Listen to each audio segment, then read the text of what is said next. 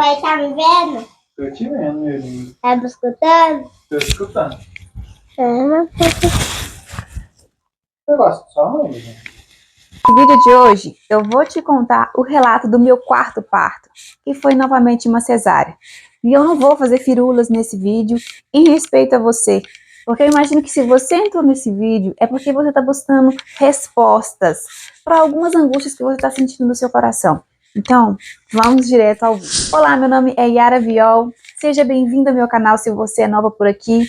E para você que ainda não me conhece, eu sou mãe de 4 filhos. Tive o meu quarto filho, que é uma menina, há um pouquinho mais de 20 dias. Ela ainda não tem 1 mês. E novamente eu tive uma cesárea, é o meu quarto cesárea.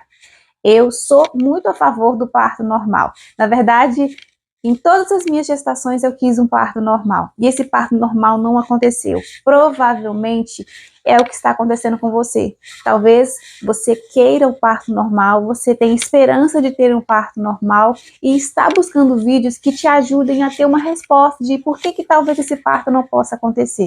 Então fica nesse vídeo até o final, que eu tenho algumas coisas para dizer para você.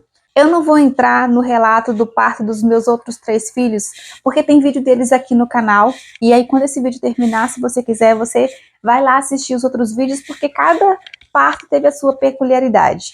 O desse caso é porque já era o 4º parto. O intervalo da minha 3ª gestação para essa 4ª gestação é de 1 ano e 2 meses, com o neném nascido. A Isabela nasceu agora no dia 28 de agosto. Então, por ser 4ª cesárea e o intervalo ser tão curto, aqui na minha cidade, médico nenhum cogita a possibilidade de me assistir em um parto normal. Se eu quisesse ter um parto normal, eu teria que procurar uma equipe especializada em partos de risco, por causa do risco de rotura uterina. Se você nunca ouviu falar, é quando o útero ele se rompe por algum motivo. E um motivo que isso pode acontecer é o fato de já ter outras cesáreas. Mas mesmo tendo esse risco, eu ainda pesquisei, busquei me informar para ver se havia essa possibilidade de eu ter um parto normal de uma forma que não fosse arriscado para mim e para minha neném. Só que eu busquei essas informações também quando eu estava mais pro fim da gestação. O que aconteceu é que isso me trouxe mais angústia. E essa é uma parte que eu falo para você, minha querida, que se você ainda não teve o seu neném, se você ainda está no começo, né, ainda está buscando informação sobre isso, busque se informar logo no começo. Não deixa para o fim, porque isso pode te trazer mais angústia. E aí acabou que no fim eu fiquei um pouquinho mais angustiada em relação a isso. Quando foi se aproximando ali a data prevista do parto, a minha médica passou a me acompanhar um pouco mais de perto, porque é o normal mesmo de acontecer em todas as gestações. E aqui na minha cidade, e não apenas na minha cidade, mas em vários hospitais, o que estava acontecendo é que estava havendo falta de pediatra. E sem pediatra, não pode fazer um parto cesáreo. Então, teria que me encaminhar para outro lugar. Em Ouro Branco, nós não temos muita opção. A gente tem um hospital particular e um hospital público. Eles me encaminhariam para onde eu tivesse vaga. Isso deixou a gente um pouco mais angustiados, porque talvez eu teria que viajar no fim da gestação se eu entrasse em trabalho de parto.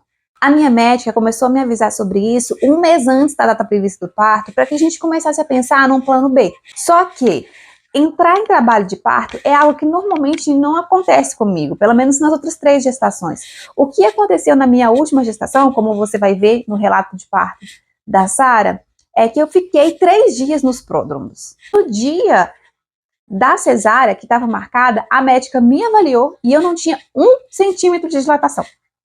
Essa parte é uma parte que eu quero muito partilhar com você, porque foi algo que eu busquei nos outros vídeos.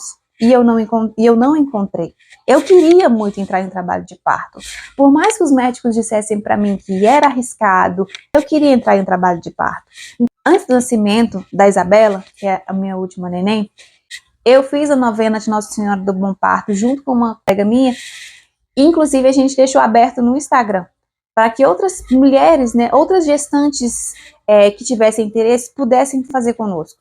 E uma das coisas que eu pedia era tranquilidade, que eu tivesse um parto feliz, mas eu pedia a graça de ter um parto normal se fosse da vontade de Deus, se fosse algo bom para mim e para neném. E eu fiquei me questionando, por que eu não entro em trabalho de parto? Por que essa é uma experiência que é uma coisa natural da mulher? Por que eu não poderia passar por isso? Mais uma vez, eu não iria passar por isso. E depois de muita reflexão, eu percebi que o fato de eu não passar por isso é um cuidado muito grande de Deus comigo. Porque o risco de vida meu e da neném era muito alto. A minha ferritina, meu estoque de ferro, estava baixíssimo. Eu praticamente não tinha estoque de ferro. Aqui na minha cidade a gente não tem banco de sangue.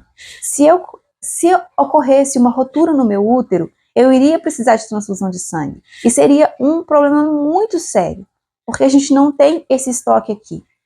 Se o meu útero rompe e eu não estou no hospital, a chance de morte minha ou da Isabela seria muito alta. Então, quando a gente começa a racionalizar as coisas que podem acontecer, a gente começa a perceber que às vezes o querer tanto o parto normal é mais para poder provar o eu posso, eu consigo, do que é o melhor para mim e para o meu filho. Você entende? Eu falava com Deus para eu pelo menos sentir o meu corpo dizendo que estava na hora da minha filha nascer. E ele me permitiu sentir isso novamente. Ele me permitiu sentir isso na Sara e ele me permitiu sentir isso na Isabela. Porque eu tive várias contrações que novamente não ritmaram.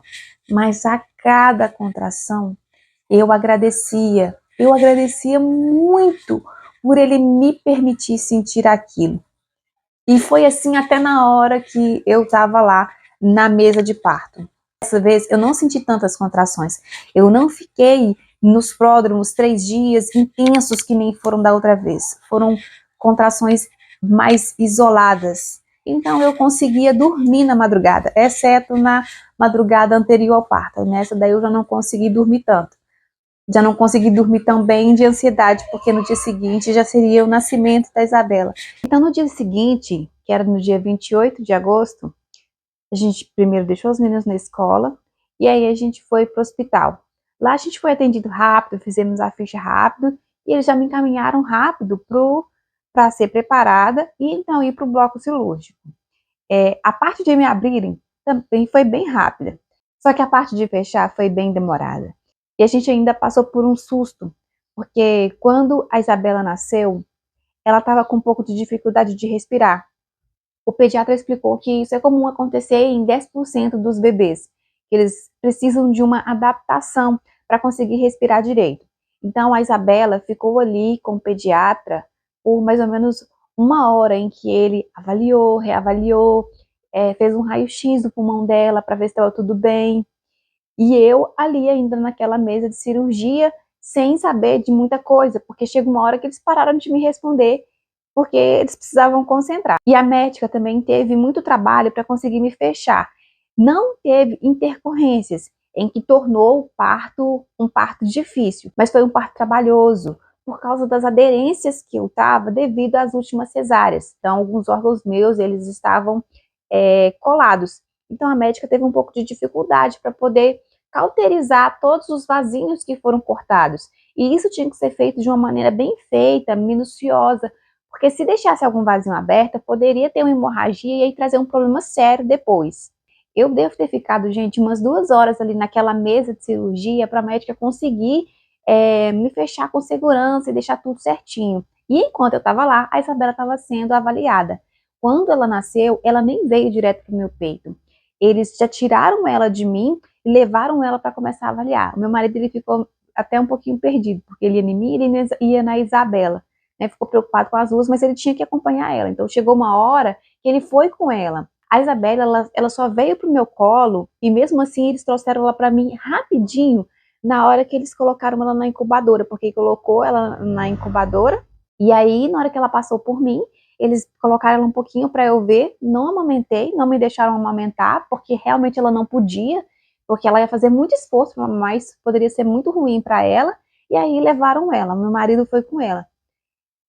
A Isabela nasceu, era 10h27. eles tiraram o oxigênio, porque nesse tempo ela ficou no oxigênio, eles tiraram o oxigênio dela às 3h30 da tarde. Depois que eu saí dali, que eu fiquei ali umas 2 horas, me deixaram numa sala de espera, né? E depois me levaram para o quarto. Essa salinha eu também fiquei por bastante tempo. E aí depois me levaram para o quarto. A Isabela chegou no quarto, era 3h30 da tarde. E a minha preocupação era, meu Deus do céu, a menina tá com fome, porque ela nasceu e eu não amamentei. Então, toda vez que um ia no quarto, eu perguntava, né, se ela já estava vindo pro quarto, que a minha preocupação era ela estar com fome. Então, o primeiro leite que ela mamou não foi o meu leite. Tiveram que dar fórmula para ela, mas deram a ela uma quantidade para ela ficar saciada, não para encher barriga. Quando tiraram o oxigênio dela, que foi eles 3h30 da tarde, levaram ela pro quarto. E aí esperou um pouquinho, esperou uma meia hora, então ela pôde vir pro peito. Depois disso, mamou normal, a gente não teve mais problema com isso. Então, minha querida, se você ainda tem esperança de que seu parto seja um parto normal, reze, se informe, se prepare para isso, porque enquanto você estiver no seu trabalho de parto, você vai precisar ter certeza de que aquilo ali é que você quer e que é algo seguro. É por isso que a gente escolhe também os profissionais que vão estar com a gente naquele momento. E vai chegar uma hora que você não vai conseguir raciocinar.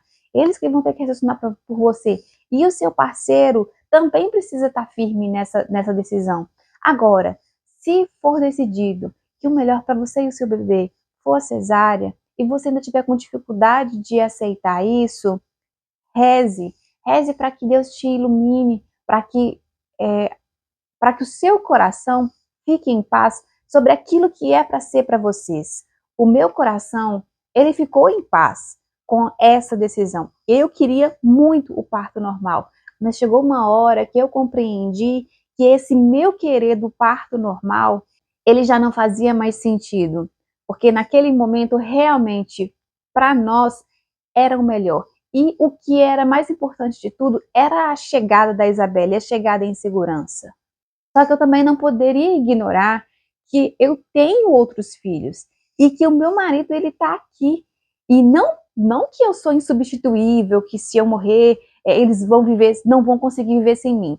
Não é isso. Mas é porque eu tenho uma responsabilidade com eles aqui. Eu ainda tenho a missão de criar os meus filhos. Não sei até quando, né? Deus é que sabe até quando, mas eu precisava pensar nisso também. A Isabela nasceu com 40 semanas e 3 dias. Ela passou da data prevista do parto. E eu não entrei em trabalho de parto. Então, não era para a Isabela nascer mesmo de parto normal. Eu não sei exatamente qual é o seu caso, mas faça essa oração. E quando chegar o dia, vai viver o seu dia. Vai viver cada momento. Porque tem a parte dolorosa, independente de qual parto, qual via de parto vai ser. Se vai ser normal, se vai ser cesárea, tem a parte dolorosa. Mas quando chega a hora da gente pegar o nosso neném no colo, não faz diferença de por onde ele veio. Não faz diferença. Quando a gente pega aquele nenenzinho no colo, é a melhor sensação. É uma alegria indescritível. Indescritível. Então, fique tranquila, confie no profissional que você escolheu, faça as suas orações, entrega e quando chegar a hora, vai na certeza que foi feito melhor.